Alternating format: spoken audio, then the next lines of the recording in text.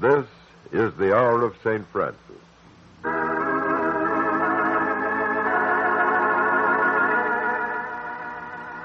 Love is a many splendid thing. There is romantic love, of course, but there is splendor also in the love of parents and children, the love of a man for his country. There is love in marriage and the love of man for God.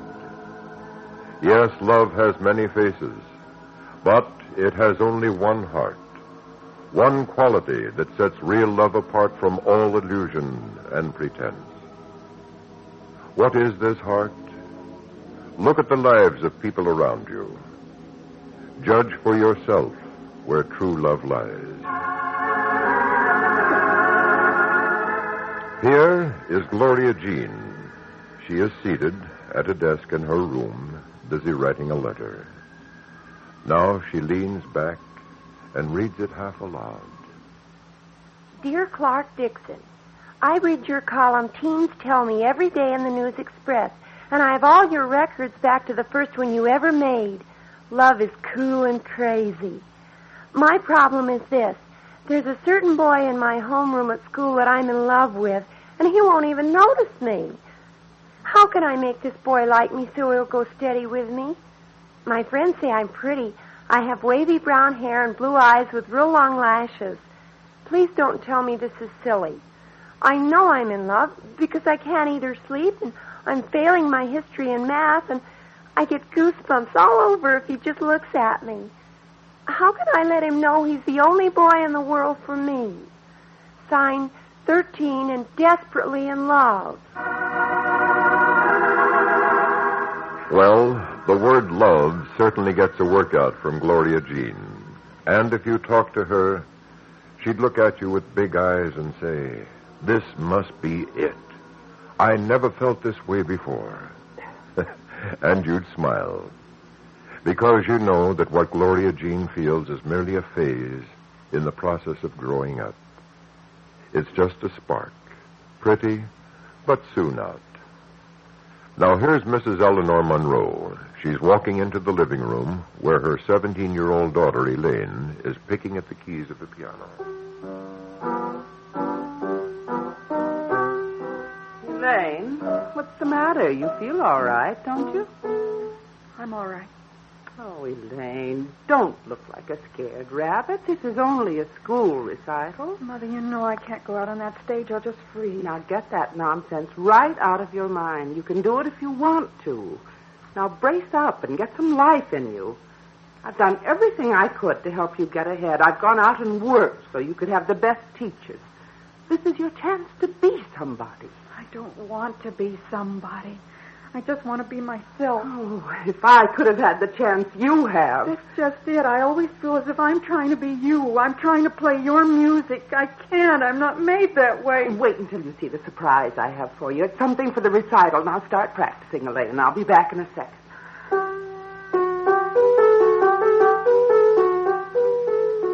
Look, Elaine. Oh, Mother. Isn't this the loveliest dress you ever saw? It cost me 2 weeks' salary, but it's worth it. Mother, this is just a school recital. Nobody will be wearing a dress like that. Elaine, you can't go there looking like a little sparrow. That's the trouble with you. Mother, I try. I do my best. But every time I see all those people, I just freeze. And I know I will. Don't ask me to do it, Mother, please. After all the years I've worked, I've done everything I could think of to make you happy. And now when I ask one little thing... Don't start that again. I'm not starting anything, Elaine. We won't say another word about it. We'll forget about the recital, too. I'll just put this dress away and bury it with the rest of my hopes. Mother, don't cry. I'm sorry. I know how hard you've worked. If you want it this much, I'll be in the recital. I'll wear the dress. Mrs. Monroe will swear that she loves her daughter more than anything else in the world, but you shake your head. You know that what she loves is herself. She's using her daughter's life to satisfy her own craving for success. It's amazing how often this form of selfishness masquerades as love. The face is there, but not the heart. Now, here's Thomas Gordon in his office. He's working late again, and Gladys Howard is working late again with him. Somehow the rush job didn't take as long as it was supposed to. Well, Gladys, I guess that wraps it up. You must be tired. You know, I feel guilty about keeping you overtime so much. Oh, I've enjoyed it. I'd much rather be here than home alone in that apartment of mine. So you know what it is to be lonesome, too. You mean you... Well, I'd better put this stuff away in the files. Oh, my finger.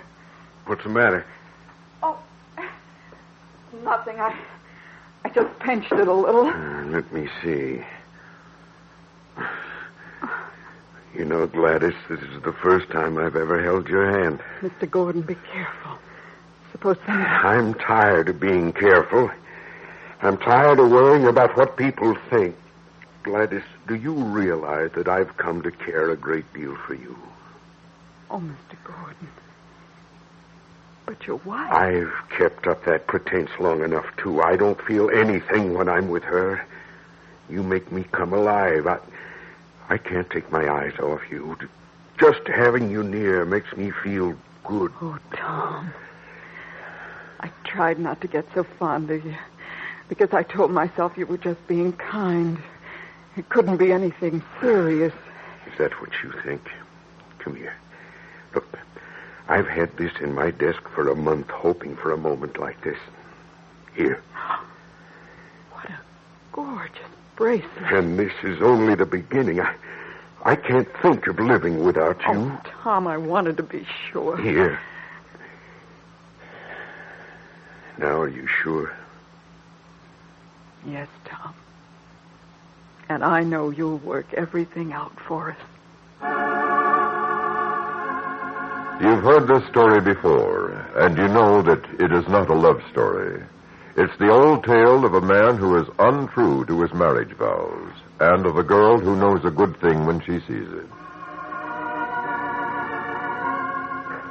So far, we haven't seen the face of real love, but maybe we'll find it here. This is the living room of the Peters home just after dinner. That's Ruth Peters on the couch with her mending, and that's her husband Donald in the easy chair. It's been quiet for some time. Donald, what's the matter? Huh? Oh, nothing, Ruth. I just feel kind of beat. You look it. Another meeting today? Yeah, one of those things. Where's the company going to build bridges this time? How? Ecuador. And they asked you to go? Yep. But it's out. No more field work for me. You told them that? I certainly did. I told them that 15 years of dragging my family around the universe was enough.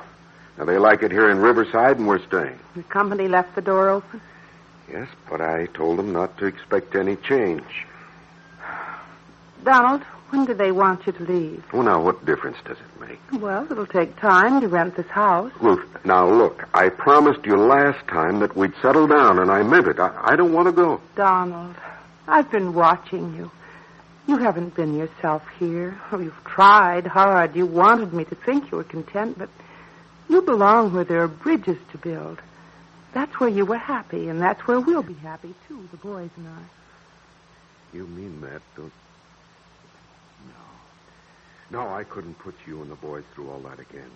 You should have a home. No, they won't really mind, and I won't either. We never have. Oh, it's been hard sometimes, but we've always made out, and you know why? Because home is where you are. Now, what's the climate like in Ecuador? Yes, this is real love. What is the secret that makes it so? Now, here's a taxi driver named George. This is Thursday, his day off. And here he is at the door of a certain hospital. Miss Donovan, the new head nurse, is a bit puzzled. I'm responsible for these patients. Can't let them go out of here with every Tom, Dick, and Harry. The name's George. You say you come every Thursday to take patients out for a ride. Why? Well, Thursday's the only day I have off. That's certainly a strange way for a taxi driver to spend his day off. Could I talk to Miss Parker, ma'am? She knows the score. Miss Parker was called away for 2 weeks by an emergency in the family. She didn't leave no word? No. Suppose this is a little business you've worked up on the side. Oh, no, ma'am. I don't charge these riders nothing. Oh, really? What's the angle? Ma'am, if you've been sitting in a wheelchair maybe 10 years and hadn't got no further from the porch than the front gate, and somebody came and drove you through the park into the ocean and even through traffic downtown, wouldn't it give you a lift? Something to talk about? Well, yes, I imagine it would. All right, for instance, take the captain. He sat for nobody knows how long, Miss Parker says, looking at the ground and talking to himself. You know what's wrong with him? Yes, paralysis of the lower limbs. No, he just needed a sniffler of salt air. So I runs him down to the docks. Now he's talking a blue streak to everybody. Oh, I'm beginning to see. George, how did you get started with this project? Well, ma'am, I drove a visitor up here one day. And when I saw all of them sitting on the front porch staring at the floor, well, it gave me an idea. So I talked to Miss Parker, and she talked to the head doc, and they thought it was a good idea. I think it's a magnificent idea. Come in, George. I'll have your riders ready in a few minutes. This is love. It wears a different face from that of Ruth Peters, but it has the same heart. Are you beginning to understand what makes true love? Now, look at Celia Rogers, 18 years old, pretty, and in a hurry tonight, as she rushes downstairs to join her father and her mother at the dinner table. Sorry I'm late, but I missed the bus home. Celia, I do think you could manage to leave that place sooner. When I said you could help with the Little Sisters of the Poor, I didn't mean for you to spend your life there. Oh, well, we had to move the women into the new annex. Heavens, are they taking more old people? I thought they didn't have enough help to take care of the ones they have. Oh, with the high school girls coming, they're doing much better. And somebody has to take care of the old people, Mother. They have no families, no money.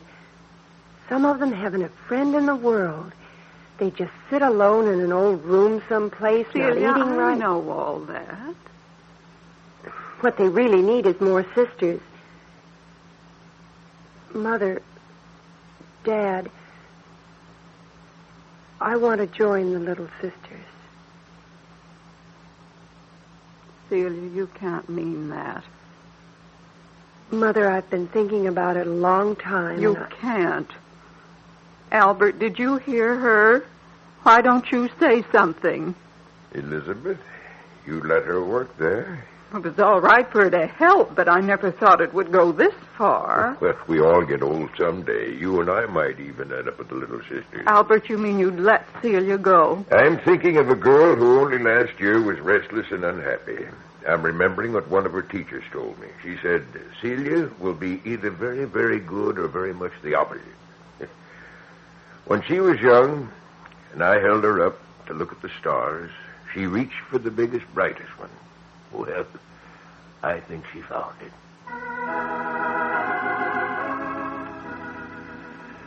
This is the highest form of love, but it is built on the same foundation as that of Ruth Peters and George the taxi driver. You've seen all kinds of love in the lives of these people. Do you know the one thing that makes all the difference between the false and the true? This is the answer: sacrifice. The willingness to sacrifice is the heart of love, and it all comes down to this: human love must mirror the love that God has for us. He so loved the world that he gave his only begotten Son for the life of the world. This program, entitled The Truth About Love, has been brought to you by the Hour of St. Francis. For your free copy of this story and of our booklet on the life of St. Francis, the man who loved everybody, write to the Hour of St. Francis in care of the station to which you were listening. This episode of the Hour of St. Francis was written for radio by J.T. Petey. The cast included Peggy Weber, Virginia Gregg, Rhoda Williams, Vic Perrin, and Patrick McGeehan. Music was by Vince Morton. The Truth About Love was produced and directed by Father Hugh Noonan. This program has been brought to you by the Third Order of St. Francis, whose members with St. Francis pray, O Divine Master, grant that I may not so much seek to be consoled as to console, to be understood as to understand, to be loved as to love. For it is in giving that we receive. It is in pardoning that we are pardoned. And it is in dying that we are born to eternal life.